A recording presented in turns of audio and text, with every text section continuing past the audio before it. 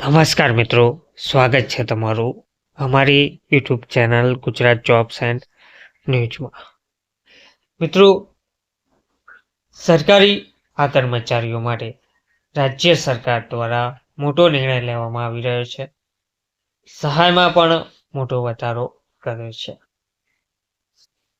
મુખ્યમંત્રી ભૂપેન્દ્ર પટેલ સાહેબ દ્વારા એસટીના કર્મચારીઓ માટે મોટો નિર્ણય લેવામાં આવ્યો છે. રાજ્ય કક્ષાના મંત્રી હર્ષ સંઘવીએ સોશિયલ મીડિયા પ્લેટફોર્મ એક્સ પર પોસ્ટ કરીને માહિતી પણ આપી છે. રાજ્ય સરકાર દ્વારા એસટી વિભાગના કર્મચારીઓના ચાલુ ફરજે થતા નિધનમાં ચૂકવવામાં આવતી સહાયમાં વધારો કર્યો છે. સરકારના આ નિર્ણયથી એસટી વિભાગમાં કામ કરતા લાખો કર્મચારીઓને ફાયદો જોવા મળશે.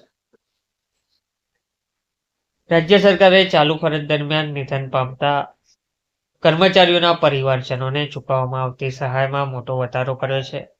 રાજ્ય સરકાર દ્વારા હવે એસટી વિભાગમાં ફરજ દરમિયાન જો કોઈ કર્મચારીનું નિધન થશે તો તેના પરિવારજનોને 14 લાખ રૂપિયાની સહાય ચૂકવવામાં આવશે.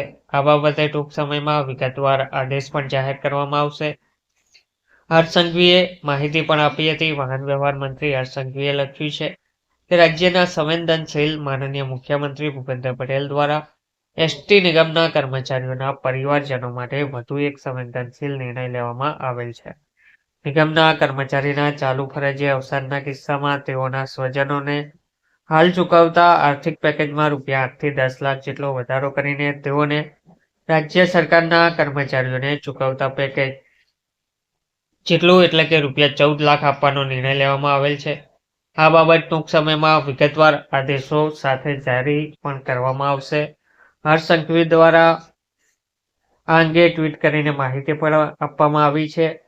પહેલા 4 થી 6 લાખ રૂપિયા મળતી હતી સહાય. એસટી વિભાગમાં ફરજ બજાવતા કર્મચારીઓનું જો ફરજ દરમિયાન નિધન થાય છે તો તેમના પરિવારજનોને પહેલા 4 થી 6 લાખ રૂપિયા સહાય ચૂકવવામાં આવતી હતી, પરંતુ હવે રાજ્ય સરકારે આ સહાયમાં 8 લાખ રૂપિયા જેટલો વધારો કર્યો છે. એટલે કે હવે તેમને 14 લાખ રૂપિયા મળવાપાત્ર રહેશે. ધન્યવાદ.